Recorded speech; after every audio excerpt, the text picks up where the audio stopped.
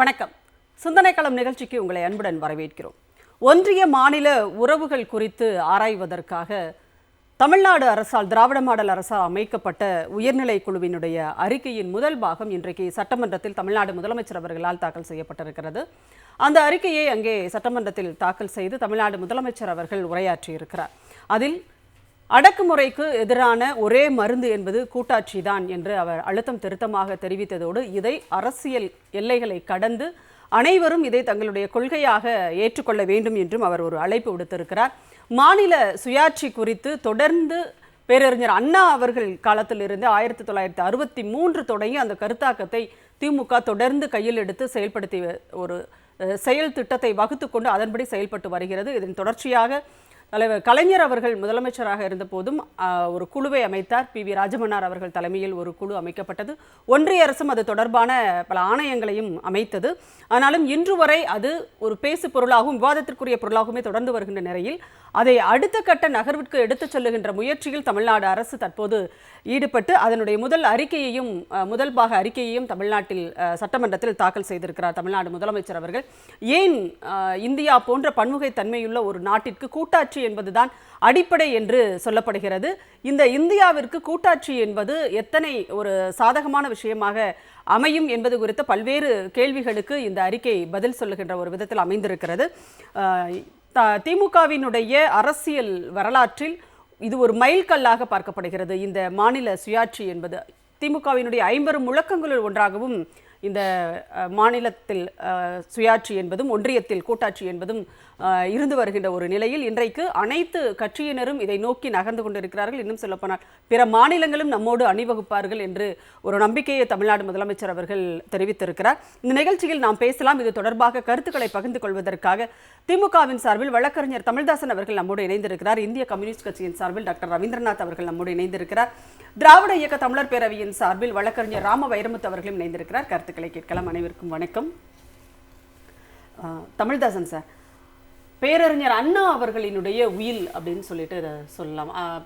அந்த அண்ணாவினுடைய உயிலுக்கு உயிர் கொடுப்போம் வாருங்கள் சொல்லிட்டு தமிழ்நாடு முதலமைச்சர் இன்றைக்கு சட்டமன்றத்தில் வந்து அறிவித்திருக்கிறார். இந்த ஒன்றியத்தில் கூட்டாட்சி, மாநிலத்தில் சுயாட்சி என்பதற்கான அடுத்த கட்ட நகர்வாக இந்த அறிக்கை, உங்களுடைய முதல் கட்ட பார்வை. அதாவது மாநில சுயாட்சி என்பது இன்றைக்கு ஒன்றியத்திலே இருக்கக்கூடிய இதுபோல் மோடி ஆட்சியை போன்ற அதிகார குவியலை ஏற்படுத்தி கொண்டிருக்கிற, இன்னும் சொல்லப்போனால் மாநிலத்திற்கே இருக்கக்கூடிய பல பட்டியல்களை எடுத்து தன் அதிகாரத்தை பயன்படுத்தி கொண்டிருக்கிற, அப்படிப்பட்ட அந்த அதிகாரத்தை வீழ்த்துவதற்குத்தான் மாநில சுயாட்சி வேணும். மத்தியில் கூட்டாட்சி, மாநிலத்தின் சுயாட்சி என்ற கொள்கையை ஏற்கனவே கலைஞர் அவர்கள் எடுத்து வைத்தார்கள். இயக்கத்தை தொடங்கிய அண்ணா அவர்கள் தொடக்கத்திலிருந்தே பாராளுமன்றத்திலும் அவர் பேசி வந்திருக்கிறார், வெளியிலும் அதை பற்றி பேசியிருக்கிறார்.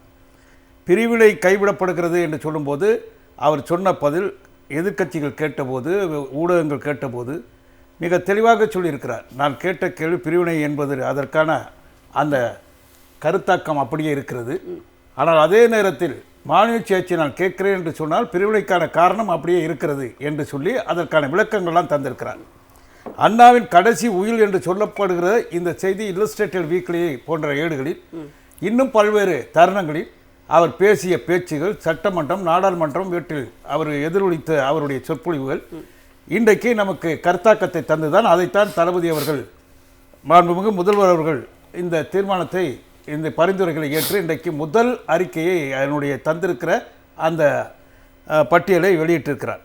அந்த கருத்தை வெளியிட்டிருக்கிறதுக்கு முன்னாலே ஏற்கனவே கலைஞர் அவர்கள் 1969 அண்ணா மறைந்த பிறகு நீதிபதி சர்க்காரியா அவர்களுடைய தலைமையிலே அந்த குழு ஒன்று ஏற்படுத்தப்பட்டு அந்த குழு தந்த அறிக்கை, அதாவது ராஜமன்னார் அவர்கள் தலைமையில், நான் சர்க்காரியா என்று சொல்லிவிட்டேன், ஆமாம் ஒன்றிய அரசு போட்டது ராஜமன்னார், அதை போல லட்சுமணசாமி முதலியார், சந்தா ரெட்டி இவர்கள் தந்த அந்த அறிக்கையின் பரிந்துரைகளை ஏற்று அவர் வந்து சட்டமன்றத்தில் வைத்து அனைத்து சட்டமன்ற உறுப்பினர் பார்வைக்கு கொண்டு சென்று அவருடைய கருத்துக்கள் எல்லாம் கேட்டு அதை முரசொலி மாறன் போன்றவர்கள் நாடாளுமன்ற உறுப்பினர்கள் இந்திரா காந்தி அம்மையாருக்கு 1971 அனுப்பி வைத்து கேட்டார். அந்த அம்மையார் மிக தெளிவாகவே பதில் சொல்லியிருக்கிறார். அது என்னிடத்தில் இருக்கிறது. மிக தெளிவாக இந்திரா காந்தி அம்மையார் சொல்கிறார், தாங்கள் அனுப்பிய கடிதம் என்னிடம் வந்து சேர்ந்தது, நான் இது குறித்து ஆய்வு செய்வேன் என்று சொல்லி அன்றைக்கு அந்த அம்மையார் தெளிவாக சொல்லியிருக்கிறார். நாம் கேட்ட கேள்வி, அரசியலமைப்பு சட்டத்திலே இருக்கக்கூடிய பல்வேறு பிரிவுகள் நமக்கு எதிராக அமைந்திருக்கின்றன. அரசியல் அமைப்பு சட்டத்தில் 256, 257, 339 உட்கூறு 2, 344 6 என்ற பிரிவுகள் நீக்கப்பட வேண்டும் என்று திராவிட முன்னேற்ற கழகத்தினுடைய கொள்கை, அண்ணாவுடைய கொள்கை. அதைத்தான் கலைஞர் எதிரொலித்தார். இங்கே இருக்கக்கூடிய சென்னையிலே அண்ணா நகரிலே நடைபெற்ற மாநாடு, ஸ்ரீநகரிலே 1980களிலே போட்ட அந்த மாநாடு, 3 நாள் நடைபெற்ற மாநாடு, இந்த மாநாடுகளெல்லாம் அடிக்கடி அவர் எழுப்பி வந்த கோரிக்கைகள் இப்பொழுது தளபதி அவர்கள் மிக தெளிவாகவே அதை பற்றி சட்டமன்றத்திலே சொல்லியிருக்கிறார். ஆகவேதான் நமக்கு இருக்கக்கூடிய அதிகார குவியல் என்று சொல்லுகிற இந்த அதிகார குவியலை தடுத்து நிறுத்தப்பட வேண்டும். மாநிலங்கள் தன்னிச்சையாக செயல்பட வேண்டும். கூட்டாட்சி தத்துவம் இங்கே செயல்பட வேண்டும் என்று சொல்லிவிட்டு தான் அதில் இருக்கக்கூடிய சில கருத்துக்களை, நாட்டின் பாதுகாப்பு ஒன்றிய அரசு, நாட்டின் பாதுகாப்பு ஒன்றிய அரசு இருக்கலாம், அயல்நாட்டு கொள்கை போன்ற, உள்நாட்டு தகவல் தொடர்பு போன்ற, ரூபாய் நோட்டை அச்சடிப்பது போன்ற இப்படிப்பட்ட அதிகாரங்கள் ஒன்றிய அரசு குவிந்து இருக்கட்டும், ஒன்றிய அரசு இருக்கட்டும். ஆனா அனைத்து அதிகாரங்கள், மற்ற அதிகாரங்கள் தீர்மானிக்கக்கூடிய கல்வி, மருத்துவம் போன்ற அதிகாரங்களை தீர்மானிக்கக்கூடிய அந்த அதிகாரம் யாரிடம் இருக்க வேண்டும் என்றால் மாநில அரசிடம் இருக்க வேண்டும் என்றுதான் இந்த 3 பேர் குழு, ஜோசப் குரியன், அசோக் வர்தன் செட்டி, பேராசிரியர் நாகநாதன் இவர்கள் கலந்து கொண்ட அந்த அவர் தந்த அறிக்கையை பெற்று பரிந்துரைகள் பெற்று இன்னைக்கு சட்டமன்றத்தில் வைத்திருக்கிறார். அதனுடைய எதிரொலி தான் இன்னைக்கு நாடு முழுக்க எதிரொலித்துக் கொண்டிருக்கிறது. கண்டிப்பாக அடுத்தடுத்த சுற்றுகளை நம்ம இன்னும் நிறைய செய்திகளை பேசலாம். டாக்டர் ரவீந்திரநாத், உங்களுடைய கருத்து, மாநில சுயாட்சி குறித்த அடுத்த கட்ட நகர்வுக்கு இன்றைக்கு திமுக அரசு அதை எடுத்து சென்றிருக்கிறது, உங்களுடைய? தமிழ்நாடு முதலமைச்சர் சட்டமன்றத்தில் பேசியது வரவேற்கத்தக்கது. இந்த ஜோசப் குரியன் தலைமையில் ஒரு குழு அமைத்ததும் வரவேற்கத்தக்கது. அவருடைய பரிந்துரை முழுமையாக விவாதிக்கப்பட வேண்டும், மக்கள் மத்தியில் கொண்டு சேர்க்கப்பட வேண்டும். இப்போ இந்தியா மோடியோட ஆட்சியின் கீழே, பிஜேபி ஆர்எஸ்எஸ் ஆட்சியின் கீழே எப்படி இருக்குனாக்க, 1914ஆம் ஆண்டு மாமேதர் லெனின் அவர்கள் ரஷ்யா ஜார் ஆட்சி காலத்தில் ரஷ்யா தேசிய இனங்களுடைய சிறைச்சாலையாக இருக்குன்னு சொல்லி சொன்னார். அதே போல் இன்றைக்கு மோடியுடைய ஆட்சி காலத்தில் தேசிய இனங்களுடைய சிறைச்சாலையாக இந்தியா மாறிக்கொண்டிருக்கிறது. ஒவ்வொரு தேசிய இனத்தின் உரிமையை பறிக்கிறாங்க, கடுமையாக பறிக்கிறாங்க. மொழி உரிமை மறுக்கப்படுகிறது. அந்தந்த தாய்மொழியில் படிப்பது, ஆட்சி மொழியாக மாற்றுவது, இது போன்று பல்வேறு உரிமைகளும் பறிக்கப்படுகிறது. ஒரே தேசம், ஒரே கலாச்சாரம், ஒரே மொழி என்ற அடிப்படையில் ஒற்றை ஆட்சி முறையை நோக்கி இந்தியா நகர்த்தப்படுகிறது. ஒரு இந்துத்துவ பாசிசத்தை நோக்கி நாடு தள்ளப்படுகிறது. ஏன்னு சொன்னால் ஆர்எஸ்எஸ், பிஜேபி பாசிச அமைப்புகளாகும். எனவே அவங்க ஒரே தேசம் என்கின்ற பொழுது இந்து தேசம், ஒரே கலாச்சாரம் என்கிற பொழுது இந்து கலாச்சாரம், ஒரே மொழி என்கிற பொழுது ஆரம்பத்தில் ஹிந்தி, அப்புறம் சமஸ்கிருதம், இதை மையமாக வைத்து அவங்க நகர்த்துறாங்க. அப்போ மொழிவாரி மாநிலங்களை ஏற்றுக்கொள்ளவில்லை. அதுபோல மொழி வழி தேசியங்களை அவர் ஏற்றுக்கொள்ளவில்லை. இந்தியாவில் இந்து தேசியம் சொல்றாங்க, பண்பாட்டு அடிப்படையில் இந்து தேசியம் என்பது தான் ஆர்எஸ்எஸ், பிஜேபி, சங் பரிவார் ஏற்றுக்கொள்கின்றன. எனவே மொழி வழி தேசியங்கள் அங்கீகரிக்கல, ஏற்றுக்கொள்ளவில்லை. மொழிவாரி மாநிலங்கள் அமைக்கப்பட்ட பொழுது கூட ஜனசங்கம் அதை எதிர்த்தது, ஆர்எஸ்எஸ் அதை எதிர்த்தது, ஆர்கனைசேஷன் எதிர்த்து கருத்தெல்லாம் எழுதினாங்க. அப்போ என்னன்னாக்க மொழிவாரி மாநிலங்கள் அமைக்கப்படுவதற்காக இந்திய கம்யூனிஸ்ட் கட்சி மிகப்பெரிய போராட்டம் நடத்தியிருக்கு. அந்த போராட்டங்கள் வழியாக அந்த உருவாக்கப்படணும்னு பார்க்க வேண்டிய அவசியம் இருக்குது. எனவே பிஜேபி ஆர்எஸ்எஸ் கொள்கை திமுக கம்யூனிஸ்ட் கொள்கைக்கு நேர் எதிராக இருக்கு. அவங்க ஒற்றை கலாச்சாரம் திணிக்கிறாங்க. அப்போ அதன் காரணமாக தான் மாநிலங்களுக்கு இருக்க எல்லா உரிமையிலையும் பறிக்கிறாங்க. தேர்ந்தெடுக்கப்பட்ட முதல்வரை அவமானப்படுத்தி விட்டு, தேர்ந்தெடுக்கப்பட்ட சட்டமன்றத்தை சிறுமைப்படுத்தி விட்டு, ஒரு மாநில ஆளுநரை, கவர்னரை மிகப்பெரிய அதிகாரம் படைத்தவங்க மாற்றுறாங்க. அப்போ இதுக்கு என்ன உள்நோக்கம்னாக்க, இந்தியா பல்வேறு ஜோனலாக பிரிக்கணும், பல்வேறு பிராந்தியங்களாக பிரிக்கணும். அந்த பிராந்தியங்களுக்கு ஆளுநர் மாதிரி இருந்தால் போதும், அங்கே தேர்ந்தெடுக்கப்பட்ட சட்டமன்றமும் முதலமைச்சரும் தேவையில்லை என்பது அவங்களுடைய கருத்து. எனவே தான் இன்றைக்கு மிக வேகமாக மாநில உரிமையில பறிக்கக்கூடிய போக்க பார்க்குறோம். இந்தி, சமஸ்கிருத திருப்பி வேகமாக திணிக்கப்படுகிறது. பல்வேறு மாநிலங்களுடைய பண்பாடு ஒடுக்குமுறைக்கு ஆளாகிறது. அதே போல மாநில சட்டங்களுடைய உரிமையில் பறிக்கப்படுகிறது பார்க்க வேண்டிய அவசியம் இருக்கிறது. ஏன்னா அப்படிப்பட்ட ஒரு காலகட்டத்தில் தமிழ்நாடு முதலமைச்சர் முன்முயற்சி எடுத்து இன்றைக்கு மாநிலங்கள், தமிழ்நாட்டு உரிமை மட்டுமல்ல, ஒவ்வொரு தேசிய இனங்களுடைய உரிமையிலும் பாதுகாக்கப்படும் என்பதற்காக இன்றைக்கு ஒரு முன்முயற்சி எடுத்திருக்கின்றார். எனவே இந்திய கம்யூனிஸ்ட் கட்சி அதை முழுமையாக ஆதரிக்கிறது. மோடி அரசாங்கம், பிஜேபி அரசாங்கம் ஆர்எஸ்எஸ் சித்தாந்த அடிப்படையில் ஒரு ஒற்றை ஆட்சி முறையை இந்தியாவில் திணிக்கணும்னு நினைச்சாங்க. அது சோவியத் யூனியன் மாதிரி சிதறுண்டு போயிடும். சோவியத் யூனியன் சிதறுண்டு பல்வேறு காரணங்கள் உண்டு. மிக முக்கியமான லெனின் அவர்கள் தேசிய சுயநிர்ணய உரிமை அங்கீகரித்தார். ஒவ்வொரு தேசத்துடைய சம உரிமை, பிரிந்துபோ உரிமையுடன் கூடிய சுயநிர்ணய உரிமை அங்கீகரித்தார். எனவே அக்டோபர் புரட்சி பிறகு ஃபின்லாந்து பிரிஞ்சு போனதுக்கு ஃபின்லாந்து பிரிந்து போக அனுமதித்தார். அப்போ அது வந்து தொடர்ந்து கடைபிடிக்கப்படவில்லை பின்னால் வந்து ஆட்சியாளர் காரணமாக. அப்போ ரஷ்ய பேரினவாதம் தலை தூக்கியது, ரஷ்ய மொழி திணிப்பு நடைபெற்றது. அதுக்கப்புறம் சோவியத் யூனியன் சிதறுண்டு போவதற்கு அது முக்கியமான காரணமாக இருந்துச்சு. இன்னைக்கு ரஷ்யா உக்ரைன் போருக்கு மிக முக்கியமான காரணம் என்ன இருக்குனாக்க ரஷ்ய மொழிக்கு எதிரான போக்கு உக்ரைனில் இருப்பதுதான் காரணம். அப்போ இது மாதிரி ஒவ்வொரு தேசியங்களும் ஒடுக்குமுறைக்கு ஆளானாக்க அங்கே பேரினவாதம் எளிமையானால் நாடுகள் ஒற்றுமையாக இருக்க முடியாது, சிதறுண்டு போகும். அதே போல நீ பிஜேபி RSS இந்த போக்கின் காரணமாக இந்தியா சிதறுண்டு போகக்கூடிய ஒரு ஆபத்து இருக்கு, அச்சுறுத்தல் இருக்கு. அதை தடுப்பதற்கான முன்முயற்சியாக தான் தமிழக முதலமைச்சர் இந்த முன்முயற்சியை பார்க்கிறோம். மனமாற நாங்கள் வரவேற்கிறோம். கண்டிப்பாக நன்றி உங்களுடைய பார்வைக்கு. இன்றைக்கு தமிழ்நாடு சட்டமன்றத்தில் ஒரு வரலாற்று சிறப்புமிக்க நாளாக அமைந்திருக்கிறதுன்னு சொல்லிட்டு தமிழ்நாடு முதலமைச்சர் அவர்கள் குறிப்பிட்டு மாநில ஒன்றிய உறவுகள் குறித்த அந்த அறிக்கையினுடைய முதல் பாகத்தை தாக்கல் செய்து பேசியிருக்கிறார். அந்த உரையை நீங்க கேட்டிருப்பீங்க. உங்களுடைய முதல் கட்ட கருத்து சார். இன்று சட்டப்பேரவையில யானை வந்தது, ஆனா நேற்று ஹிந்துல எடிட் பேஜ்ல மணியோசை ஏற்கனவே கேட்டுடுச்சு. முதலமைச்சருடைய கட்டுரை நேற்று வந்திருந்தது. இந்தியாவுடைய கூட்டாட்சி முறைக்கு ஒரு அமைப்பு ரீதியான மாற்றம் தேவை, ஸ்ட்ரக்சரல் ரீசெட் தேவை அப்படின்னு சொல்லி அவர் வந்து ஒரு கட்டுரை எழுதியிருந்தாரு. அதுல ரொம்ப தெளிவாக இன்று என்ன வரப்போகிறது என்பது வந்து நேற்றே தெரிந்தது. தன்னாட்சி அதிகாரம் கொண்ட சுயாட்சி அதிகாரம் கொண்ட மாநிலங்களும் திறமையான ஒன்றிய அரசும் ஒரு அக்கௌண்டபிலிட்டியோட கூடிய ஒரு நிர்வாகமும் சேர்ந்த ஒரு கூட்டாட்சி முறை தான் இப்போ அவசியமாக இருக்குது அப்படின்னு சொல்லி அவர் நேற்று தெளிவாக சொல்லியிருக்கிறாரு. அதே சமயத்துல இது இந்த போராட்டம் அல்லது இந்த முன்னெடுப்புகள் ஸ்டாலின் என்பவருக்காக எடுக்கக்கூடிய நடவடிக்கைகள் இல்ல, தமிழ்நாடு முதலமைச்சருக்காக தமிழ்நாடு அரசுக்காக இல்ல, திமுகவுக்காக இல்ல, தமிழ்நாட்டினுடைய உரிமைக்காகன்னு மட்டும் சுருக்கியும் சொல்லிட முடியாது. எல்லா மாநிலங்களுக்கும் சேர்த்த ஒரு முன்னெடுப்பு தான் இது இந்தியால. இந்தியா என்பதே எல்லா மாநிலங்களும் சேர்ந்த ஒன்றியமாக இருக்கும்போது இது எல்லா மாநிலங்களுக்கும் சேர்ந்த முன்னெடுப்பு. இன்று அதற்கான குரலை மு.க. ஸ்டாலின் முன்வைக்கிறார். இதற்கு முன்னால ஒட்டுமொத்தமாகவே இந்த பிரச்சனைகளுக்கான குரலை முதல்ல ராஜமன்னார் குழு மூலமாக கலைஞர் முன் வச்சிருக்கிறாரு. அதுக்கு முன்னால 59லேயே ஆட்சி கலைக்கப்பட்ட சமயத்துல EMS நம்பூதிரிப்பாடும் மார்க்சிஸ்ட் இந்திய கம்யூனிஸ்ட் கட்சியும் முன் வச்சிருக்குது. இந்த மாதிரி பிரச்சனைகள் பின்னால இருக்கு. அப்ப இது எல்லாமே அவர் சொல்லி இருக்கக்கூடிய கட்டமைப்பு ரீதியிலான மாற்றம் தேவை, ஸ்ட்ரக்சரல் ரிலீஃப் தேவை, ரீசெட் தேவை அப்படின்னு சொல்றதுல இருந்து 35ல இந்திய அரசு சட்டத்தின் தாக்கத்துல உருவான நம்ம அரசமைப்பு சட்டத்துல அந்த சமயத்துல டெல்லியில பெரும் அதிகாரங்களை குவிச்சிருந்தாங்க, உண்மைதான். மாநிலங்களுக்கு குறுகிய அளவிலான அதிகாரங்களையே அந்த சமயத்துல அரசமைப்பு சட்டம் வழங்கியது. ஏன்னா மிகப்பெரிய கம்யூனல் கிளாஷஸ், மத மோதல்கள், லட்சக்கணக்கான உயிர்கள், படுகொலைகள் போன்ற பல்வேறு விரும்பத்தகாத நிகழ்வுகள் இந்திய மண்ணில் அன்று உருவாக்கப்பட்டு கொண்டிருந்த அந்த இந்திய மண்ணில் நிகழ்ந்தது காரணமாக அந்த பல பகுதிகளை இந்தியாவோடு இணைத்து கொண்டிருக்கிறோம். அதில் அந்தந்த பகுதிகளில் இந்த மாதிரி எலமெண்ட் கொஞ்சம் அதிகமாக இருந்து இந்தியாவை சிதறடித்துவிடக் கூடாது அப்படிங்கிற ஒரு கவலையில ஒன்றிய அரசுக்கு அதிகமான, அதாவது மையத்தில் இருக்கக்கூடிய அரசுக்கு அதிகமான பலன்களையும் சேர்கின்ற பகுதிகளுக்கு அதிகாரம் குறைவாகவும் அன்று ஆரம்பிச்சது.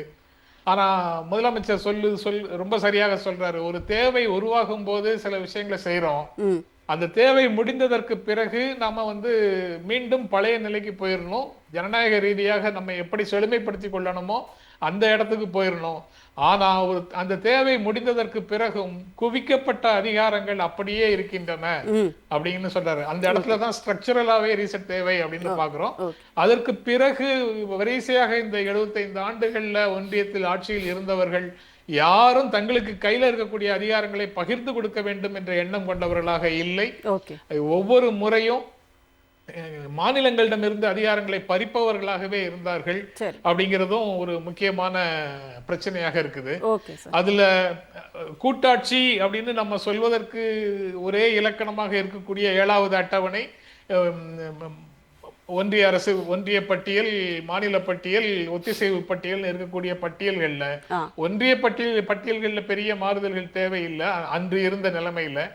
ஆனா மாநில பட்டியல்களில் இருந்தது எல்லாத்தையும் பொதுப்பட்டியலுக்குள்ள கொண்டு வந்து, அதாவது ஒத்திசைவு பட்டியலுக்குள்ள கொண்டு வந்து, ஒத்திசைவு பட்டியலில் இருக்கக்கூடியவை அனைத்துக்கும் தேவையான சட்டங்களை ஒன்றிய அரசே இயற்றும் அப்படின்னு ஒரு நிலை வரும்போதுதான் மாநிலங்கள் சுத்தமாக அதிகாரம் இல்லாத பகுதிகளாக நிக்குது. அந்த இடத்துலதான் நம்ம நீட்டுக்கான பிரச்சனைகள் வந்து நிக்குது. அதுக்கப்புறம் வரிசையாக பல பிரச்சனைகள் இருக்கு. மசோதாக்களுக்கு ஒப்புதல் கொடுக்கக்கூடிய கவர்னருடைய பிரச்சனைகள், ஒன்றிய அரசினுடைய ஏஜென்ட் மாதிரி இருக்கிறாங்க. அதுக்கப்புறம் நிதி பகிர்வு தொடர்பாக பிரச்சனைகள் இருக்கு, ஜிஎஸ்டி தொடர்பான பிரச்சனைகள் இருக்கு, எல்லாமே இருக்குது. மாநிலங்கள் வரி விதிக்கும் அதிகாரம் இல்லாத ஒரு சூழல்ல ஒரு மாநகராட்சி நகராட்சிகளை போல ஒரு சூழல்ல இருக்குது. இந்த இடத்துலதான் ஐடியாலஜிக்கல்லி போராட்டங்களும் சேர்ந்து வருது. இந்த ஸ்ட்ரக்சரல் இம்பேலன்ஸ் ஒரு பக்கம், இடைவெளி ஒரு பக்கம், இன்னொரு பக்கம் ஒற்றை ஆட்சி முறையை, மாநிலங்களுக்கு அதிகாரமே இல்லாத மையத்தில் இருக்கக்கூடிய ஒற்றை ஆட்சி முறையை வைத்து இந்தியா முழுவதையும் சின்ன சின்ன பகுதிகளாக பிரிச்சு ஆள முடியும் அப்படிங்கிற கோட்பாட்டை கையில வச்சிருக்கக்கூடிய அரசு ஒரு பக்கம், அதிகாரத்தை பகிர்ந்து கொடுத்து மாநிலங்களுக்கு கூடுதல் அதிகாரங்களை வழங்கி ஒன்றுபட்ட தோழமையோடு கூட்டமைப்புல கூட்டாட்சியில இருக்கக்கூடிய ஒரு அமைப்பை விரும்புகின்ற ஜனநாயக சக்திகள் ஒரு பக்கம், அதனுடைய முன்னணி படையாக திமுகவும் முதலமைச்சர் ஸ்டாலினும் இருக்கிறாரு. அதை மற்ற மாநிலங்களுக்கும் அதை விரைவில் எடுத்து செல்வார் என்று தொடங்கிய புள்ளி பரவும், தீ பரவட்டும்னு அண்ணா சொன்ன மாதிரி தீ பரவும் போலதான் தெரியுது. கண்டிப்பாக அனைத்து மாநிலங்களுக்கும் இந்த அறிக்கை அனுப்பி வைக்கப்படும் சொல்லிட்டு தமிழ்நாடு முதலமைச்சர் சட்டமன்றத்திலேயே கூட அறிவித்திருக்கிறார். நம்ம பேசலாம் தொடர்ந்து. நம்மோட திராவிட இயக்க தமிழர் பேரவையின் சார்பாக வழக்கறிஞர் வைரமுத்து அவர்களும் இணைந்திருக்கிறார். அவருடைய கருத்துக்களையும் கேட்கலாம். வைரமுத்து சார் வணக்கம். வணக்கம். இன்றைக்கு திமுகவினுடைய 50 முழக்கங்களுள் ஒன்றும் பேரறிஞர் அண்ணா அவர்களினுடைய கருத்தாக்கமான ஒன்றியத்தில் கூட்டாட்சி, மாநிலத்தில் சுயாட்சியினுடைய அடுத்த கட்ட நகர்வு இன்றைக்கு தமிழ்நாட்டில் சட்டமன்றத்தில் தமிழ்நாடு முதலமைச்சர் அவர்கள் எடுத்து வைத்திருக்கிறார். உங்களுடைய முதல் கட்ட கருத்து சுருக்கமாக நம்ம அடுத்தடுத்து பேசலாம். அதாவது அனைத்து ஜாதியினரும் அர்ச்சகராக போது வந்து மறைவு தலைவர் கலைஞர் சொன்னார், ஐயாவுடைய நெஞ்சில் தைத்த முல்லை வந்து எடுக்காமலே நான் வந்து அடக்கம் பண்றோம் அப்படின்னு சொல்லிட்டு, அதை தொடர்ந்து தந்தை பெரியார் அவர்களுடைய அந்த கனவை நிறைவேற்றுவதற்காக கலைஞரை முயற்சி எடுத்தார். ஆனா அந்த முயற்சி எப்போது முழுமையான வெற்றியை பெற்றது அப்படின்னா, அந்த உச்ச நீதிமன்ற வழக்குகள் எல்லாம் முடிஞ்சு தளபதி மு.க.ஸ்டாலினுடைய திராவிட மாடல் ஆட்சியில தான் முழுமை பெற்றது. அதை போல அண்ணாவினுடைய கடைசி காட்சி இதழில் அவர் கடைசியாக தம்பிக்கு எழுதிய கடிதத்தில் வலியுறுத்தப்பட்ட அந்த மாநில சுயாட்சி பற்றித்தான் குறிப்பிட்டிருந்தார். அது கிட்டத்தட்ட அந்த கடிதம் என்பது அண்ணாவின் உயிர் என்பதை வர்ணிக்கப்பட்டது. அப்ப அண்ணாவினுடைய உயிரை நிறைவேற்றுகிற முதல் முயற்சி தந்தை தலைவர் கலைஞர் அவர்கள் எடுத்தார். ஆட்சிக்கு வந்த உடனே மார்ச் 6ஆம் தேதி பதவி ஏற்கிறார். பதவியேற்ற உடனே ஒன்றியத்துடைய ஆட்சியாளர்களை சந்திப்பதற்காக டெல்லிக்கு போகல. மார்ச் 17ஆம் தேதி டெல்லியில் அறிவிக்கிறார், மாநில சுயாட்சிக்கு நான் ஒரு குழு போட போறேன், ஒரு ஆணையம் போட போறேன்னு அவர் சென்னையில சொல்லல. அந்த ஒன்றியத்துடைய ஆட்சி அதனுடைய பிடரியை உழுக்குவது போல தலைவர் கலைஞர் அவர்கள் டெல்லியிலே அறிவிக்கிறார், ஒரு குழு போட போறோம் அப்படின்னு. அந்த குழுதான் ராஜமன்னார் குழுவுடைய அறிக்கையெல்லாம் வந்தது. அப்போ அதனுடைய நீட்சியாக இன்றைக்கு தளபதி அவர்கள் உருவாக்கி இருக்கக்கூடிய இந்த குழுவினுடைய அறிக்கை இன்றைக்கு வந்திருப்பது, எப்படி தந்தை பெரியாருடைய அந்த கனவை முழுமையாக செயல்படுத்தினாரோ அதை போல இன்றைக்கு பேரறிஞர் அண்ணாவுடைய கனவான அந்த மாநில சுயாட்சியையும் முழுமையாக மீட்டெடுக்கிற ஒரு முயற்சியிலே நம்முடைய தளபதி மு.க.ஸ்டாலின் அவர்கள் வெற்றி பெறுவார் அப்படிங்கிறதா நம்ம இன்னைக்கு பார்க்க முடியுது. இன்னொன்று வந்து பாத்தீங்க அப்படின்னா, அந்த கடைசி கடிதத்திலே அண்ணா குறிப்பிடுகிறார், மாநில சுயாட்சியை நாம் மட்டும் தான் முதல்ல முன்னெடுத்தோம், ஆனால் இன்றைக்கு பல்வேறு மாநிலங்களில் அதற்கான ஆதரவு பெருகி வருகிறது அப்படின்னு குறிப்பிட்டார். அதே சூழல் இன்றைக்கு நிலவுகிறது. ஒன்றியத்தை ஆளுகிறவர்கள் மாநிலங்களை தங்களுடைய அடிமைகளாக மாற்றுகிற முயற்சியிலே இருக்கிறார்கள். அப்படி ஒரு சூழலில் பல்வேறு மாநிலங்களும் இந்த மாநில சுயாட்சியை ஏற்றுக்கொள்ளுகிற ஒரு மனநிலைக்கு வருவார்கள். அதற்காகத்தான் முதல்வர் அவர்கள் வந்து எல்லா மாநிலங்களுக்கும் இந்த அறிக்கையினுடைய நகல் அனுப்பி வைக்கப்படும் அப்படின்னு சொல்றாரு. அதே போல இன்னொன்று பாத்தீங்கன்னா, ஒன்றைய மாற்றம் ஒன்றே மாறாதது அப்படிங்கிற மாதிரி இந்திய அரசியலமைப்பு சட்டம் இன்றைக்கு வரைக்கும் நீர்த்து போகாமல் இருப்பதற்கு காரணம் வந்து இருக்கக்கூடிய அந்த அமெண்ட்மென்ட் ஒரு அம்சம் தான். நம்ம அரசியலமைப்புள்ளே வந்து நாம் செய்யக்கூடிய அந்த திருத்தங்கள் தான் இன்றைக்கும் இந்திய அரசியலமைப்பு சட்டத்தை உயிர்ப்போடு வைத்திருக்கிறது. அந்த வகையிலே மாநில சுயாட்சிக்காக இதில் திருத்தம் மேற்கொள்ள வேண்டியது இன்றைய காலகட்டத்தில் அவசியமாகிறது. கண்டிப்பாக. நன்றி. தமிழ்தாசன் சார், இப்போ முதலமைச்சர் அவர்கள் சட்டமன்றத்தில் இது குறித்து பேசும்போது சொல்லியிருக்காரு, பூனைக்கு மணி கட்டி இருக்கிறோம் அப்படின்னு சொல்லிட்டு குறிப்பிடுறாரு. இப்போ இந்த பூனை அப்படின்றது ஒன்றியத்தில் இருக்கின்ற எந்த ஆட்சியாக இருந்தாலும் அப்படிங்கிறத எடுத்துக்கலாமா, இல்லை அந்த அதிகார ஆதிக்கம் அப்படிங்கிறத நம்ம வந்து அந்த இடத்துல மீன் பண்ணணும்? அதாவது ஒரு பிரச்சனையில் வந்து நம்ம பெரிதாக எடுத்துக்கொண்டு அதற்காக தீர்வு காணப்படும் போது அதை யார் செய்வது என்ற ஒரு நோக்கம் இருக்குது. அதற்கு முன் வர வேண்டிய அவசியமும் இருக்கிறது. இந்தியாவிலேயே முழக்கங்கள் பல்வேறு கம்யூனிஸ்ட் கட்சிகள், இன்னும் இருக்கக்கூடிய சுயராஜ்ய கட்சி, இதெல்லாம் வந்து தீர்மானங்கள் அந்தந்த காலகட்டத்தில் காங்கிரஸ் கட்சி கூட போட்டிருக்கு. பட்டாபி சீதாராமையா போன்றவர்கள் கட்சியெல்லாம் அந்த காலத்திலே இந்த சுயாட்சி பற்றியெல்லாம் அவங்க தேவை என்பது பற்றிலாம் விளக்கங்கள் தந்திருக்கிறார். சுதந்திர நாள் பெற்ற பிறகு ஒரு அதாவது மாநில கட்சி என்று சொல்லுகிற அளவிலே இருக்கக்கூடிய அண்ணா அவர்கள் மிக தெளிவாகவே வந்து இதை பற்றியெல்லாம் பேசியிருக்கிறார். நாடாளுமன்றத்திலும் சரி சட்டமன்றத்திலும் சரி அவர் பேசிய பேச்சு அப்பொழுது பிரிவினை திராவிட நாடு திராவிடர்க்கே என்ற அந்த கொள்கையை வைத்தபோது அதை கைவிட்டு விட்டு மாநில சுயாட்சி வேண்டும் என்று சொன்னபோது அவர் கேட்ட கேள்வி, நீங்கள் சட்டமன்றத்தில் அவர் பேசிய பேச்சு மிக தெளிவாக இருக்கிறது. என்னிடத்தில் அவர் ஆதாரங்களாக இருக்குது. அப்படி பேசிய பேச்சிலே சொல்கிறார், நான் வந்து வீட்டுக்கு மாமியார் வீட்டிலிருந்து நான் திரும்பி வந்து விட்டேன். மாமியார் வீட்டில் இருந்து வந்தபோது என் மனைவியை அழைத்து வரவில்லை என்று நீங்கள் நினைக்கக்கூடாது. ஏன் இவர் அழைத்து வரவில்லை என்று கேட்கக்கூடாது. என் மனைவி நான் உடன் அழைத்து வருவேன் அல்லது அவர் திரும்பி வருவார், இன்றோ நாளையோ வெள்ளிக்கிழமையோ வியாழக்கிழமையோ எப்பொழுதோ வருவார் என்று அர்த்தம் இருக்கிறது என்றெல்லாம் சொல்லி அதற்கான விளக்கங்கள் தந்திருக்கிறார். ஆகவே மாநில சுயாட்சி என்பது பிரிவினை கைவிட்டதற்கான அந்த அதாவது கேட்டதனுடைய நோக்கம் அதில் அடங்கியிருக்கிறது என்று சொன்னார். இதை தான் ஆங்காங்களே அவர் வந்து 1968 முதலமைச்சர் இருந்து புறப்பட்ட போது ஆங்காங்கிலும் அமெரிக்காவில் ஆங்காங்கிலே மே 11 அன்று பேசியிருக்கிறார். அதுபோல் இல்லஸ்ட்ரேட்டட் வீக்லியில் கேட்ட கேள்விக்கு அவர் சொன்ன பதில் மிக தெளிவாக இருக்கிறது. அதாவது 1965 செப்டம்பர் 26 கேட்குறாங்க. அது என்ன கேட்குறாரு, what are the main aims of the DMK today, அவங்க கேட்குற கேள்வி. அதுக்கு அண்ணா மிக அழகாக சொல்கிறார், the reshaping of the constitution so that it becomes effectively federal, fuller autonomy to the state, proportional representation which seeks to solve the problem of communal minorities, democratic socialism and eradication of caste. மிக தெளிவாக அது சொல்லியிருக்கார். நிதி அதிகாரம் நமக்கு இல்லை, அது அவரே சொல்றாரு. சாலையில் நடந்து போகிற குழந்தை அடிபட்டது என்றால் யார் உடனே உதவி செய்வது? நாம் தான் பார்த்து கொண்டிருக்கிறோம், நாம் தான் உதவி செய்யணும். ஒரு தீப்பற்றி எரிகிறது குடிசை என்றால் யார் பார்ப்பது? பக்கத்தில் இருக்கக்கூடிய குடிசைகள் அந்த வசதிகள் பக்கத்தில் இருக்க இல்லத்தில் இருப்பது. அதற்காக மாடிவிட்டு இருக்கக்கூடிய சீமான் ஓடி வந்து பார்க்க முடியாது. அதுதான் கலைஞர் எளிமையாக சொன்னார். மாமியார் திருமணமாகி மருமகள் வீட்டுக்கு வந்த பிறகு மாமியார் அந்த கொத்து சாவி என்பது மாமியார் வீட்டிலே மாமியாருடைய மடியிலே இருக்கக்கூடாது.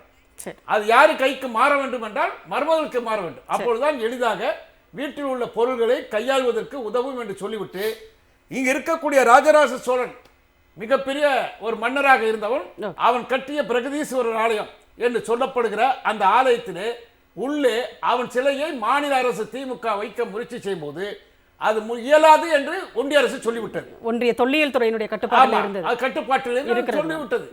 ஆனால் இப்படி ஒரு மாநில அரசு எடுக்க வேண்டிய அந்த முறை சிலையை வைப்பதற்கு கூட அதிகாரம் இல்லை என்று சொல்லிவிட்டு அன்றைக்கு கலைஞர் அவர்கள் மிக தெளிவாகவே சொல்லியிருக்கிறார். ஆகவே ஸ்டேட் அட்டானமி என்ற அந்த சொல்லை கொண்டு போவது, அந்த வார்த்தையை, அந்த உயிரோட்டத்தை இந்த இந்தியா ஒன்றியத்தில் எடுத்துச் செல்வதற்கு திமுக முன்னின்ற காரணத்தினால்தான் அன்றைக்கு ராஜமன்னார் குழு, அதற்கு பிறகு அதன் முதலில் அதை வைத்து இந்தியாவுக்கு அனுப்பிய பிறகு கடிதம் அவரே அதை கவனிக்கப்படும் என்று சொன்னது. பிறகு சர்க்காரியா கமிஷன் அவர் அனுப்பியது. பிறகு வெங்கடேசையா நீதி அவருடைய தலைமையில் ஒரு கமிஷன். அதற்கு பிறகு என் டி ராமராவ் கேட்ட அறிக்கைகள் வாயிலாக கேட்டது. ராமகிருஷ்ணன் எக்கே கர்நாடகத்தில் எழுப்பிய கேள்விகள், அவர் வைத்த அறிக்கைகள். பரூக் அப்துல்லா அங்கே காஷ்மீரில் எதிரொலித்த அந்த அறிக்கை. இவ்வளவு இருக்கிறது. மாநில சுயாட்சிக்கான காரணங்கள் ஏனென்று திமுக எடுத்த அந்த எதிரொலி தான் தளபதி அவர்கள் இன்றைக்கு சட்டமன்றத்திலே இந்த குழு தந்த அறிக்கையை வலுப்படுத்துவதற்காக மிக தெளிவாக சொல்லியிருக்கிறார். முதல் அறிக்கையினுடைய முதல் பகுதியை வெளியிட்டிருக்கிறார். கண்டிப்பா கண்டிப்பா. ரவீந்திரநாத் சார், இப்போ என்னன்னா இன்னொன்னு சொல்லி அனைத்து மாநிலங்களுக்குமே வந்து இந்த எண்ணம் அப்படிங்கிறது, அதாவது மாநில சுயாட்சி அப்படின்றது அவங்களுடைய உள்ளத்துல இருக்கு. ஆனா வெளிப்படையா வந்து அதை வெளியில சொல்றதுக்கு வந்து தவிச்சிட்டு இருக்காங்க, சொல்ல முடியாமன்னு சொல்லிட்டு தமிழ்நாடு முதலமைச்சர் அவர்கள் வந்து சொல்லி இருக்கிறார். ஆனா தமிழ்நாட்டில் திராவிட முன்னேற்ற கழகம் மற்றும் அதை சார்ந்த கூட்டணி கட்சிகள் இன்றைக்கு மாநில சுயாட்சி குறித்து எல்லா இடங்களிலும் பேசுறாங்க. நாடாளுமன்றத்தில் கூட அந்த குரல் எதிரொலிக்கிறது நம்மளால பார்க்க முடிகிறது. ஆனா ஏன் மற்ற மாநிலங்களுக்கு அந்த தயக்கம் அப்படிங்கிறது எந்த இடத்துல அவங்களுக்கு வருது சார்? அந்த தயக்கம் போயிட்டு இருக்குன்னு தான் கருதுறேன். ஏன்னா பல மாநிலங்களும் இப்போ பிஜேபி ஆட்சி காலத்தில் பாதிக்கப்படுறதுனால மாநிலங்களுக்கு கூடுதலான அதிகாரம் வேணுங்கிறத பல்வேறு மாநிலம் பிஜேபி ஆளாத பல்வேறு மாநில முதலமைச்சர் அந்த கருத்துக்களை வந்து தெரிவிக்கிறாங்க. ஆனா இது வந்து இன்னும் பரவலாக்கப்பட வேண்டும். இல்ல அது எனக்கு பாஜக எதிர்ப்பு அப்படின்ற அந்த அதிகாரம் அப்படின்ற இடத்துல இருந்து மட்டும் அது வருதா, இல்ல உண்மையாவே அவங்க வந்து மாநிலங்களுக்கான உரிமைகள் சார்ந்து அந்த குரலை எழுப்புகிறார்கள்? இல்ல, பிஜேபி மாநில உரிமைகளை பறிக்கின்ற பொழுது பிஜேபி எதிர்ப்பு என்பது மாநில உரிமையிலையும் அடிப்படையாக வச்சு தான் வருதுன்னு பார்க்க வேண்டிய அவசியம் இருக்கு. ஆனாலும் அகில இந்திய லெவலில் இன்னைக்கு வந்து பல்வேறு ஆதரவு சக்தியிலையும் திரட்ட வேண்டிய ஒரு நிலை இன்னைக்கு கட்டாயம் இருக்கு. ஏன்னா இது வந்து ஒரு சாதாரண பிரச்சனை இல்லை. இப்போ பிஜேபி ஆர்எஸ்எஸ் கொள்கை நான் ஏற்கனவே சொன்ன மாதிரி எப்படி இந்தியாவில் இந்து ராஷ்டிரா உருவாக்கணுங்கிற மாதிரி இருக்கோ, இந்துத்துவா என்பது அவங்களுடைய சித்தாந்தமாக இருக்கிறதோ, அந்த இந்துத்துவா சித்தாந்தம் இந்தியாவுடைய கார்ப்பரேட் நிறுவனங்கள் ஆதரவு தெரிவிக்கின்றன. கார்ப்பரேட்டுடைய பொருளாதார சுரண்டலுக்கு இந்துத்துவ அரசியல் உதவிகரமாக இருக்குன்னு பார்க்க வேண்டிய அவசியம் இருக்குது. அதோட இதுவும் தொடர்புடையதாக இருக்குது. ஏன்னு சொன்னால் இன்றைக்கி வந்து ஏன் மாநிலங்களுடைய நிதி அதிகாரம் பறிக்கப்படுகிறது, ஏன் மாநிலங்களுடைய பல்வேறு அதிகாரங்கள் பறிக்கப்படுதுனாக்க அது கார்ப்பரேட் நிறுவனங்களுக்கு அவசியப்படுகிறது, சர்வதேச நிதி மூலத்துக்கு அவசியப்படுகிறது, பன்னாட்டு ஏகபோக நிறுவனங்களுக்கு அது அவசியப்படுகிறது. எனவே இந்த பன்னாட்டு ஏகபோக நிறுவனங்கள் சர்வதேச நிதி மூலம்னா இந்தியாவுடைய கார்ப்பரேட் நிறுவனங்களுக்கு பொருளாதார நலனுக்கு மாநில உரிமை பறிக்கப்படுவது என்பது அவசியமாக இருக்குன்னு பார்க்க வேண்டிய அவசியம் இருக்குது. 1848 கார்ல் மார்க்ஸும் ஏங்கல்ஸும் சேர்ந்து கம்யூனிஸ்ட் அறிக்கையை வெளியிட்டார்கள். அந்த கம்யூனிஸ்ட் அறிக்கையிலே என்ன சொல்றாங்கன்னாக்க, மக்கள் தொகை, உற்பத்தி சாதனங்கள், சொத்து இவற்றின் சிதறுண்ட நிலைக்கு முதலாளித்துவர்க்கும் மேலும் மேலும் முடிவு கட்டி வருகிறது. மக்கள் தொகையை அது அடர்ந்து திரட்சி வரை சேர்க்கிறது. உற்பத்தி ஸ்தானங்களை மையப்படுத்தி இருக்கிறது. சொத்துக்களை ஒரு சிலர் கையில் குவிய வைத்திருக்கிறது. இதன் தவிர்க்க உண்ணாத விளைவு என்னவெனில் அரசியல் அதிகாரமும் மையப்படுத்தப்பட்டது. தனித்தனி நலன்களும் சட்டங்களும் அரசாங்கங்களும் வரி விதிப்பு முறைகளும் கொண்டனவாக சுயேட்சையாகவோ அல்லது தளர்ந்த இணைப்புடனோ இருந்த மாநிலங்கள் ஒரே அரசாங்கத்தையும் ஒரே சட்ட தொகுப்பையும் தேச அளவிலான ஒரே வர்க்க நலனையும் ஒரே தேச எல்லையும் ஒரே சுங்க வரி முறையும் கொண்ட ஒரே தேசமாய் ஒரு சேர இணைக்கப்படணும்னு ஜிஎஸ்டி அப்பவே 1847 ஒரே வரிமுறை வரும், அது வந்து மாநில உரிமையில இருந்து பறித்து விடும் சொல்லி 1848 கார்ல் மார்க்ஸ் எங்களுக்கு சொல்லியிருக்காங்க. அது நீ கண்முன்னால் நடக்கிறத பாக்குறோம். அப்ப இது பின்னால யார் இருக்கா, கார்பரேட் நலன் இருக்குன்னு பார்க்க வேண்டிய அவசியம் இருக்கு. கண்டிப்பா. இதுலதான் நான் இன்னொரு கேள்வி வச்சிருந்தேன், அது இதுல நீங்க சொன்ன இந்த பதிலே அது அடங்கிடுச்சுன்னு நான் நினைக்கிறேன். அதாவது ஒரு தேசிய கட்சியான கம்யூனிஸ்டுகள் வந்து மாநில சுயாட்சியை நோக்கி நகர்ந்து வருவது அப்படிங்கிறத அந்த இது நான் வந்து கேட்கணும்னு நினைச்சேன். ஏறத்தாழ நீங்க சொன்ன இந்த எடுத்துக்காட்டுலயே அது வந்து புரியுது, அந்த மேற்கோள் அப்படிங்கிறதுலயே. அகில இந்திய கட்சி அது பொதுவாக தேசிய கட்சி தேசியன்னு சொல்றோம். இந்தியா வந்து ஒரு தேசியம் இல்லை, ஒரு தேசியம் உருவாக்குவதற்கான முயற்சி நடக்குது. ஆனா இந்தியா வந்து இன்னைக்கு ஒரு தேசியம்னு சொல்ல முடியாது. தமிழ் ஒரு தேசியம், மலையாள இனம் தேசியனம், கன்னட இனம் தேசியனம் பார்க்க வேண்டிய அவசியம் இருக்கு. எனவே தான் துவக்கத்திலே சொன்ன பல்வேறு தேசிய இனங்களுடைய கூட்டமைப்பாக தான் இந்தியா இருக்குன்னு நம்ம பார்க்குறோம். அந்த அடிப்படையில் பார்க்க வேண்டிய அவசியம் இருக்கு. ஆனா இது வந்து லெனின் அவர்கள் மிக வலியுறுத்தி சொன்ன விஷயம், ஒவ்வொரு தேசிய இனத்திற்கும் பிரிந்து போக உரிமையுடன் கூடிய சுயநிலை வேணும்னு. அதே போல தேசிய இனத்தை வந்து தேசிய இனம் என்ன என்ற வரையறுப்பை மிக சரியாக 1913 ஸ்டாலின் அவர்கள் வரையறுத்து கூறினார். மார்க்சியமும் தேசிய இன பிரச்சனை நூலில் வந்து மிக சிறப்பாக அந்த கட்டுரை மிக சிறப்பாக அவர் எழுதியிருக்கின்றார். ஒரே மொழி, ஒரே நிலப்பரப்பு, ஒரே பொருளாதார வாழ்க்கை முறை, அதே மாதிரி கலாச்சாரத்தில் வெளிப்படுகின்ற மனப்பாங்கு, உளவியல் ரீதியான பிரச்சனையை அடிப்படையாக கொண்ட வரலாற்று ரீதியாக உருவான ஒரு சமூக அமைப்பு தான் தேசிய இனம் அப்படின்னு சொல்லி அவர் சொன்னார். நீங்க அதை பார்க்குறோம். அதே மாதிரி ஒரு தேசிய இனம் உருவாருக்கு நீண்ட பரிணாம வளர்ச்சி தேவை. நிலப்பரத்திலிருந்து முதலாளித்துவம் தோன்றுகிற பொழுதுதான் தேசிய இனங்கள் தோன்றுகிறதுன்னு பார்க்க வேண்டிய அவசியம் இருக்கு. அதே முதலாளித்துவம் தேசிய இனங்கள் வந்து உரிமையிலே பறிக்குது. முதலாளித்துவம் வளர்கின்ற பொழுது, உற்பத்தி சாதனங்கள் குவிக்கப்படுகின்ற பொழுது அந்த உற்பத்தினால் வரக்கூடிய லாபம் வந்து உபரி மதிப்பு ஒரு சிலரோட குவிகின்ற பொழுது அது வந்து தேசிய இனங்களுடைய உரிமையை பறிக்குன்னு பார்க்க வேண்டிய அவசியம் இருக்கு. அதனால இந்தியாவில் வந்து தேசிய உரிமையில் பாதுகாக்கப்படும் சொன்னால் அது கார்பரேட் எதிர்ப்பில் அடங்கியிருக்கு, சர்வதேச நிதி மூலத்துடைய எதிர்ப்பில் அடங்கியிருக்கு. அப்ப இந்த சக்திகள் வந்து தேசிய உரிமைகளை தேசிய உரிமைகளை பறிக்கிறது என்ற பார்வை அவசியம். அப்ப அந்த அடிப்படையில் இந்தியாவில் உள்ள மதச்சார்பற்ற சக்திகள், ஜனநாயக சக்திகள், முற்போக்கு சக்திகள், இடதுசாரி சக்திகள் அனைவரையும் ஒன்று சேர்க்க வேண்டிய அவசியம் இருக்கு. கண்டிப்பா. அப்ப அதன் மூலமாக ஒன்றியத்தில் ஒரு ஆட்சி மாற்றம் வேணும். பிஜேபி நிச்சயமா செய்யாது, சரி. மாநில உரிமையில வழங்காது, தேசிய உரிமையை பாதுகாக்காது, ஓகே. அரசியல் சட்டத்தில் மாற்றங்கள் கொண்டு வரணும் கொண்டு வராது. அது மேலும் மேலும் மாநில உரிமையை பறிப்பதற்கான அதை அரசியல் எதிர்ப்பதமாக தான் அவங்க செஞ்சுட்டு இருக்காங்க. செஞ்சுட்டு இருப்பாங்க. ஏன்னா அதுல கார்ப்பரேட் நலன் இருக்கு. அது பிஜேபி ஆர்எஸ்எஸ் மட்டும் பார்க்க வேண்டியதில்லை. சரி, அது பின்னாடி கார்ப்பரேட் நலன் இருக்கு. இருக்கிறது. பிஜேபி ஆர்எஸ்எஸ் ஆட்சி என்பது ஒரு கார்ப்பரேட் ஆட்சி தான். கண்டிப்பா சார். ஜென்ராம் சார், இப்போ பொதுவாகவே ஒன்றியம் அப்படின்னாலே வந்து ஒரு அதிகாரம் மிக்க ஒரு இடம் அப்படின்னு தான் அவர்களுடைய அந்த எண்ண ஓட்டங்களை நம்ம தொடர்ந்து பார்த்துட்டு வரோம். ஒன்றியத்தினுடைய தன்மை அப்படிங்கிறதே அதிகார குவிப்பு, ஒரு அதிகார மையம் அப்படின்றதாக இருக்கின்ற ஒரு சூழல்ல அங்கே எந்த கட்சி ஆட்சிக்கு வந்தாலும் அப்படித்தான் அப்படின்ற மாதிரி தானே ஒரு விஷயம் இருக்கும். இப்போ அடுத்து காங்கிரஸ் ஆட்சிக்கு வருதுன்னா இந்த நம் நிறைவேற்றிய இந்த தீர்மானங்கள், இந்த அறிக்கைகள் எல்லாம் அங்கே நடைமுறைக்கு வந்து விடுமா அப்படின்ற ஒரு கேள்வி இருக்கு இல்லையா?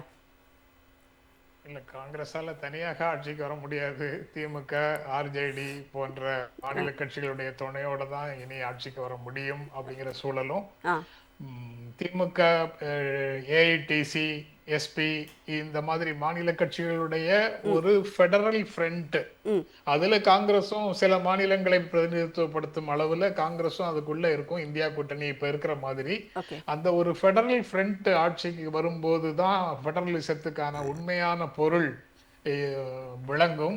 அதற்கான முயற்சிகளை அப்போது வலியுறுத்துவதற்காக முதல் புள்ளிய, அந்த பெரிய கோலத்துக்கான முதல் புள்ளிய இப்போ முதலமைச்சர் போட்டிருக்கிறார். இப்போ இதை போட்ட உடனேயே அரசமைப்பு சட்ட திருத்தத்துக்கு 3/2 பெரும்பான்மை வேணும் நாடாளுமன்றத்துல, அது உங்களுக்கு இருக்குதா, அது இல்லாத போது உங்களால எப்படி இதை செயல்படுத்த முடியும் அப்படின்னு ஆரம்பிக்கும் போதே எரிச்சல்ல பொங்குபவர்கள் நிறைய பேர் இருக்கக்கூடும். ஆனா இதுல இன்று உடனடியாக நடக்குதா நடக்கலையாங்கிறது முக்கியம் இல்ல. ஒரு சரியான பயணத்தை சரியான புள்ளியில தொடங்கி இருக்கிறார் முதலமைச்சர். அது அவரே இன்னைக்கு சொன்ன மாதிரி நாம தான் இதை செய்யணும், நம்ம விட்டா வேற யாரும் இல்ல, வரலாறு ஒரு வாய்ப்பை நமக்கு வழங்கி இருக்குது அப்படின்னு அவர் இன்னைக்கு பேசும்போது சொன்னதுதான் அதுல பொருத்தமானது. எது சரியோ அதை சார்ந்து மற்ற அரசியல் கட்சிகள் வந்து நிற்கட்டும். அந்த இந்த பிரச்சாரத்தை முன்னெடுத்துட்டு போக போக பிஜேபி ஆளும் மாநிலங்களிலேயே கூட மூச்சு முட்டி கொண்டு பல அரசுகள், மாநில அரசுகள் இருக்கலாம்.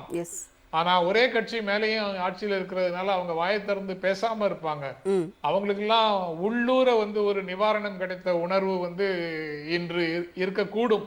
ஓகே. இன்னொன்னு ஜென்ராம் சார், இப்போ தமிழ்நாட்டை பொறுத்தவரை ஜனநாயக அமைப்புகள் அப்படின்றது இப்போ திராவிட இயக்கம், பொதுவுடைமை இயக்கம் சார்ந்த அரசியல் கட்சிகளாக இல்லாத பல்வேறு அதனுடைய நீட்சிகளாக பல ஜனநாயக அமைப்புகள் இங்கே இருக்கின்றன.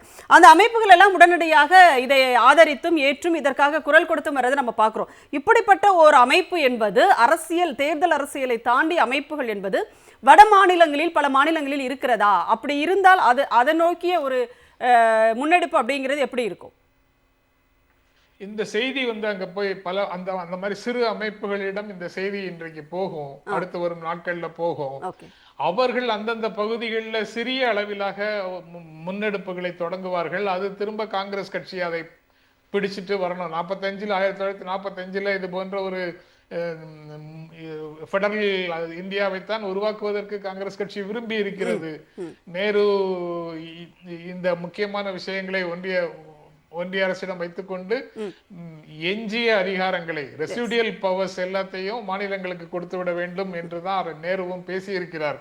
அதை எல்லாத்தையும் நினைவூட்டணும். இந்திரா காந்தி காலத்திற்கு பிறகு, பிரதமராக இந்திரா காந்தி இருந்த காலத்தில் இருந்து படிப்படியாக வந்த அனைத்து அரசுகளும் ஒத்திசைவு பட்டியல் வழியாக அந்த ஒரு கவுண்டமணி செந்தில் இளநீர் விற்கக்கூடிய ஒரு நகைச்சுவை காட்சி இருக்குல்ல, அந்த மாதிரி தான் இவங்க வந்து ஒத்திசைவு பட்டியலுக்கு கொண்டு போய் அங்கேருந்து உறிஞ்சி அவங்க எடுத்துக்கிறாங்க, மாநில பட்டியல்ல இருந்து நேர தூக்காம. அந்த மாதிரி ஒத்திசைவு பட்டியலில் இருக்கக்கூடிய விஷயங்களுக்கு சட்டம் இயற்றக்கூடிய உரிமை, அதிகாரம் ஒன்றிய அரசுக்கு கிடையாது, அதை மாநிலங்கள் தான் செய்யணும் அப்படிங்கிற மாதிரி எந்த அளவுக்கு சிறு சிறு முன்னேற்றங்கள் பிஜேபி, காங்கிரஸ் எல்லாரையும் உள்ளடக்கி என்னென்ன மாதிரி எந்தெந்த விஷயங்களுக்கெல்லாம் அவர்களை வென்றெடுக்க முடிகிறதோ அந்தந்த அளவுக்கு முதல்ல இப்போதைக்கு கொஞ்சம் முன்னேறி போயிட்டு கடைசியில வந்து அந்த மாநில விவகாரங்கள்ல தலையிடக்கூடிய, மாநிலங்களுக்கு ஆணை பிறப்பிக்கக்கூடிய இந்த 256, 257 அந்த மாதிரி எல்லா சட்டப்பிரிவு, அரசமைப்பு சட்ட பிரிவுகளையும் ரத்து செய்வோம் அப்படிங்கிற நிலைமைக்கு அந்த ஃபெடரல் ஃப்ரண்ட் ஆட்சிக்கு வரும்போது தீவிரமாக முயற்சிகளை மேற்கொள்ள வேண்டும். அதற்குள்ள வந்து மக்களை அதற்கு தயார் செய்யணும்ல. ஓகே. தலைவர்கள் அல்லது அரசியல்ல முதிர்ச்சி பெற்றவர்கள், அரசியல் தெளிவு பெற்றவர்கள் மட்டுமே மேலிருந்து கீழே எல்லா விதமான மாற்றங்களையும் கொண்டு வந்து விட முடியாது. ஓகே. இந்த கருத்து கீழ்மட்டத்திலிருந்து படிப்படியாக மேல வரணும். ஓகே. கீழிருந்து அதிகாரத்தில் இருக்கக்கூடியவர்களுக்கு அழுத்தம் கொடுக்கும் விதமாக இது பரவணும். ஓகே. கண்டிப்பா. அந்த பரவல் மூலமாக மட்டுமே தான் அழுத்தங்கள் அதிகாரத்தை நோக்கி வரும். சரி. அதற்கு பிறகுதான் இவங்க வந்து செவிசாய்ப்பார்கள். ஒருவேளை இன்றைக்கு முதலமைச்சர் கொண்டு வந்த இந்த தீர்மானத்தை இருட்டடிப்பு செய்து தாங்களே கொண்டு வந்ததாக சொல்லி கூட சில விஷயங்களை செய்யறதுக்கு முயற்சி செய்யலாம். அந்த அளவுக்கு இதை கீழிருந்து அழுத்தம் கொடுப்பதற்கு தயாராகும் விதத்துல வேலைகள் நடக்கும் அப்படின்னு நினைக்கிறேன். இன்று தொடங்கி வச்சதுல இருந்து அந்த மாதிரி பணிகள் நடக்கும் அப்படின்னு நினைக்கிறேன். கண்டிப்பா, கண்டிப்பாக சார். அதாவது இனிவரும் அரசியல் சூழலில் காலங்களில் இந்த கூட்டாட்சி அப்படிங்கிறத வந்து தவிர்க்க முடியாது யாராலும் அப்படிங்கிறத சொல்லியிருக்கீங்க. பேசலாம். வைரமுத்து சார், உங்ககிட்ட ஒரு கேள்வி என்ன அப்படின்னா, இப்போ ஒன்றிய மாநில உறவுகள் என்பதை பொறுத்தவரை மாநில சுயாட்சி, ஒன்றியத்தில் கூட்டாட்சி அப்படின்றது அதிகார பரவல் அப்படிங்கிறதை தாண்டி வேறு என்னென்ன கூறுகள் எல்லாம் அதில் இருக்கிறதுன்னு பாக்குறீங்க? அதாவது ஒரு மாநில மக்களுக்கு என்ன தேவை அப்படிங்கறத அந்த மாநில அரசு தான் முடிவு செய்ய முடியும். எல்லா விதத்திலும் இதை வந்து எளிதாக அல்ல, அனைவரும் புரிந்து கொள்வதற்கு எளிதா சொல்லணும் அப்படின்னா, இப்ப நம்ம ஒரு அபார்ட்மெண்ட் வீட்டுல வாழ்றோம்னு வச்சுக்கோங்க. அந்த வீட்டுக்குள் இருப்பவர்கள் தான், அந்த வீட்டினர் தான் அவங்களுக்கு வீட்டுக்குள்ள என்ன தேவைங்கிறத முடிவு செய்ய முடியும். அந்த அபார்ட்மெண்ட் அசோசியேஷன்ங்கிறது வெளியில புறச்சூழலில் அவர்களுக்கு தேவையான மெயின்டெனன்ஸ் மற்ற விஷயங்களை தான் செய்ய முடியும். இதுதான் அப்படியே நம்ம எடுத்துக்காட்டா பார்க்க முடியும். மாநிலங்கள் என்பது அந்த வீடு, அந்த வீட்டில் இருப்பவர்களுக்கான நலன் என்பது மாநில அரசு தான் செய்ய முடியும். ஒன்றிய அரசு என்பது அவர்களுக்குள்ளாக வருகிற சிக்கல்கள், அவர்களுக்கு தேவையான மற்ற பராமரிப்புகள். ஐயா தமிழ்தாசன் அவர்கள் குறிப்பிட்டதை போல, இப்போ ஒரு பணம் அடிக்கிறது, பாதுகாப்பு, இது போன்ற வெளியுறவு வேறு நாடுகளோடு தொடர்பு கொள்வது, இது போன்ற துறைகள் மட்டும்தான் ஒன்றிய அரசு வைத்திருக்க முடியும். இது எதை காட்டுதுன்னா, அப்போதுதான் அந்த மக்களுக்கு தேவையானதை நாம் செய்ய முடியும். இப்ப இன்றைக்கும் கூட திமுக வந்து 2021 தேர்தல் அறிக்கையில் குறிப்பிட்ட அம்சங்களில் இப்போது எதெல்லாம் செய்து முடிச்சிருக்கோம், எதெல்லாம் செய்ய முடியல அப்படின்றத ஒரு இது கணக்கீடாக சொல்லும் பொழுது, நம்ம எதெல்லாம் செய்ய முடியலையோ அதற்கான முழு அதிகாரமும் ஒன்றிய அரசிடம் இருக்கிறது. அப்ப அந்த இடங்கள்ல தான் ஒன்றிய அரசு குட்டுக்கட்டை போடுவதன் காரணமா இதெல்லாம் செய்ய முடியல அப்படிங்கறத நம்ம தெரிஞ்சுக்க முடியும். அப்ப இந்த கட்டத்தை நோக்கி நாம் அதை மாற்றியாக வேண்டும். இப்போ இதை வந்து நம்ம வெறும் திமுகக்கானது இல்ல தமிழ்நாட்டுக்கானது அப்படின்னு இல்லாம, தான் அரசுக்கு ஆட்சிக்கு பொறுப்பேற்றவனே அவர் சொன்னார், நான் எனக்கு வாக்களித்தவர்களுக்கு மட்டும் முதல்வர் அல்ல, வாக்களிக்காதவர்களுக்கும் முதல்வர், அவர்களும் என்னுடைய செயல்பாடை ஏற்றுக்கொள்ள அளவுக்கு நான் செயல்படுவேன்னு நம்முடைய முதல்வர் மு க ஸ்டாலின் சொன்னதை போல இப்போது ஒட்டுமொத்த இந்தியாவுக்குமான ஒரு முன்னெடுப்பாகத்தான் இதை எடுத்திருக்கிறார். இதுல ஒரு பலன் கிடைக்கும் பொழுது அந்த பலன் என்பது தமிழ்நாட்டுக்கு மட்டுமானது அல்ல, இந்தியாவில் இருக்கக்கூடிய அனைத்து மாநிலங்களுக்கும் இதன் மூலமாக பலன் கிடைக்கும். அதே மாதிரி வந்து இதுல வந்து ஒதுக்கீடு, ஒன்றிய அரசு ஏதோ ஒரு நிதியை வந்து மாநிலத்துக்கு கொடுக்கிறது, ஒதுக்கீடு பண்ணுது அப்படின்னு இல்ல. ஐயா தோப்பு அவர்கள் வந்து அருமையா ஒரு வாசகம் சொல்லுவாங்க, ஒதுக்கீடு என்பது தவறு, அது வந்து பங்கீடு, அதாவது ஒன்றிய அரசோட பங்கு மாநில அரசோட பங்கு என்று நாம் வந்து பங்கிட்டுக் கொள்ள வேண்டும். கண்டிப்பாக தமிழ்நாடு முதலமைச்சர் அவர்களும் அதையே தான் வந்து குறிப்பிட்டு இருக்கிறார். ஒன்றியமும் மாநிலங்களும் வந்து போட்டியாளர்கள் கிடையாது, பொதுவான ஓர் அமைப்பினுடைய பங்குதாரர்கள் அப்படிங்கிறத தமிழ்நாடு முதலமைச்சர் அவர்கள் இன்னைக்கு அதில் வந்து கோட் பண்ணியிருக்கிறதை நம்ம பார்க்குறோம். நன்றி. உங்களுடைய கருத்துக்கள் நான் நிறைவு பகுதியில் இருக்க எல்லாருக்கிட்டையும் அவங்களுடைய நிறைவு கருத்துக்களை கேட்டுறேன். தமிழ்தாசன் சார், இப்போ 1967 திமுகவினுடைய தேர்தல் அறிக்கையில் வந்து மாநில சுயாட்சி குறித்து இடம்பெற்றிருந்தது. இப்போ அதனுடைய தொடர்ச்சியாக அடுத்தடுத்தும் அது ஒரு தேர்தல் வாக்குறுதிகளாக அது வந்து எடுத்து செல்லப்படுமா, உறுதியளிக்கப்படுமா அப்படின்ற ஒரு கேள்வி மட்டும். தேர்தல் வாக்குறுதியாக மட்டுமல்ல, அது செயல்படுத்துவதற்கான ஆயத்த கூறுகளை நாம் பயன்படுத்த வேண்டும். 1967 நீங்கள் சொன்னது போல 1972 தேர்தல் அறிக்கையிலே வெளியிடப்பட்டிருக்கிறது. அது மட்டுமல்ல, 1967, 68 நிதிநிலை அறிக்கையிலே அதை வந்து வைத்து பேரறிஞர் அண்ணா அவர்கள் சட்டமன்றத்திலே பேசியிருக்கிறார். அதுபோல் வந்து கலைஞர் அவர்கள் உத்தரப்பிரதேசத்துக்கு சென்ற போது அங்கு உள்ள முதலமைச்சர்கள், காங்கிரஸ் சேர்ந்த அமைச்சர் பெருமக்கள்லாம் கலந்து கொள்கிற விதத்திலும் கூட மற்றவர்கள் அது தவிர கலந்து கொள்கிற விதத்திலாம் அவர் செய்திருக்கிறார். இந்திரா காந்தி அம்மையாருக்கு எழுதிய கடிதத்தில் ராஜமன்னார் குழு அறிக்கையை பெற்றுக்கொண்டு அந்த அம்மையாரே இதற்கான அந்த வளர்ச்சியை பற்றி நான் பேச வேண்டி இருக்கிறது, இன்னும் கொடுங்கள், எனக்கு தேவையானதை மற்ற மாநில முதலமைச்சர்களிடம் கேட்டிருக்கிறேன் என்று அந்த அம்மையார் கடிதமே எழுதியிருக்கிறார் கலைஞருக்கு. இதை தவிர அவர் கடிதம் எழுது மட்டுமில்லை, காரைக்குடி மாநாட்டில் வந்து கலந்து கொண்ட போதும் இந்த ஸ்டேட் அட்டானமி பற்றி சொல்லியிருக்கிறார். அது இந்திரா காந்தி அவருடைய கட்சியைச் சேர்ந்தவர்கள் அசோக் மெஹ்தா போன்றவர்கள், அது போல வீரேந்திர பட்டேல் அவர் வந்து இருந்தபோது அவர் தேர்தல் அறிக்கையில் சொல்றாரு. கர்நாடகத்தில் அவர் சொல்லும்போது அவர் கேட்கறது என்ன சொல்றாருன்னா, ஃபார் கிரேட்டர் ஸ்டேட் அட்டானமி, விரிவடைந்த மாநில சுயாட்சி வேணும், மாநிலங்கள் கட்டுண்டு கிடக்குன்னு அவரே சொல்றாரு. அசோக் மெஹ்தா போன்றவர்கள், அதை போல அவருடைய கட்சியில் இருந்த பல்வேறு தலைவர்கள், மாநில முதலமைச்சர்கள், மாநில அமைச்சர்கள், கட்சியினுடைய தலைவர்கள் இவர்கள்லாம் பேசியிருக்காங்க. இது ஒன்றும் இது இல்லை. அதை விட்டு தான் இந்திரா காந்தி அவர்கள் அந்த அமைத்த 1980களுக்கு பிறகு அமைத்த அந்த குழு நமக்கு வந்து என்னென்ன சொல்லுது, திமுகவுடைய தலைவராக இருந்த கலைஞர் அவர்கள் தேசிய வளர்ச்சி குழு அதிலே போய் பேசியிருக்காரு. அப்படி பேசும்போது 1972 மே மாதம் 30ஆம் தேதி பிரதமர் இந்திரா காந்தியை வைத்து பேசிய அந்த கூட்டத்தில் எல்லாமே சொல்லிவிட்டு இதையெல்லாம் கேள்வி கேட்கிறார். இந்த ஸ்டேட் அட்டானமி எப்படி செயல்படும், அதிகார குவியல் இருக்கக்கூடாது, மாநிலத்திற்கு தேவையான அதிகாரங்களை எங்களுக்கு வேணும். விலங்கு எங்க அண்ணா சொன்னது போல நாம் விடுதலை பெற்று விட்டோம், ஆனால் ஒன்றிய அரசிடம் இருக்க வேண்டிய ஒன்றிய அரசினுடைய பட்டியல், மாநில அரசுக்கு இருக்க வேண்டிய பட்டியல் பொது பட்டியல் என்று இருக்கும்போது வெளிநாட்டு உறவை வைத்துக் கொள்ளுங்கள், நாணய செலவாணி வைத்துக் கொள்ளுங்கள், பாதுகாப்பை வைத்துக் கொள்ளுங்கள், ஆனால் மற்ற அதிகாரத்தை மாநில அரசுக்கு வழங்குங்கள் என்று சுட்டிக்காட்டிதான் அன்றைக்கு அதிகார குவியலை பற்றி மிக சொல்லியிருக்கிறார். ஆகவே அரசியல் அமைப்பு சட்டம் 100 முறைக்கு மேல திருத்தப்பட்டிருக்கிறது. ஸ்டேட் அட்டானமி என்று சொல்லக்கூடிய மாநில சுயாட்சிக்கான திருத்தம் வர வேண்டும் என்பதை வலியுறுத்தி தான் இன்றைக்கு மாண்புமிகு முதலமைச்சர் அவர்கள் தளபதி ஸ்டாலின் அவர்கள் சட்டமன்றத்திலே இன்றைக்கு எடுத்து வைத்திருக்கிற வாதம், அந்த அறிக்கையினுடைய குழு கொடுத்த அறிக்கையை முதல் வெளியிட்டு பேசியிருப்பது மிகவும் வரலாற்று சாதனையாகும். கண்டிப்பா சார். ரவீந்திரன் சார், உங்களுடைய நிறைவு கருத்தாக சுருக்கமாக. தமிழ்நாடு முதலமைச்சருடைய இந்த முன்னெடுப்பை இந்திய கம்யூனிஸ்ட் கட்சி மீண்டும் வரவேற்கிறது, மனமாற பாராட்டுகிறது. இந்தியாவுடைய ஒற்றுமை ஒருமைப்பாடு பாதுகாக்கப்பட வேண்டும். ஆனால் அதே சமயத்தில் அனைத்து தேசிய இனங்களும் சம வாய்ப்போடு சம உரிமையோடு வந்து இந்தியாவில் வந்து வளர்வதற்கான வாய்ப்பு வந்து உருவாக்கப்பட வேண்டும். இன்றைக்கு மாநில உரிமைகள் பறிக்கப்படுவதை காரணமாக வைத்துக்கொண்டு தமிழ்நாட்டிலையும் பல்வேறு பிரிவினைவாத சக்திகள் வலதுசாரி தமிழ் தேசியம் போன்றவை தலை தூக்கின்றன. அது போன்ற பிளவுவாதத்துக்கு இடம் கொடுக்கக்கூடாது. சோவியத் யூனியன் சிதறுண்டு போனது அதனுடைய நிலைமையில பார்க்கிறோம்.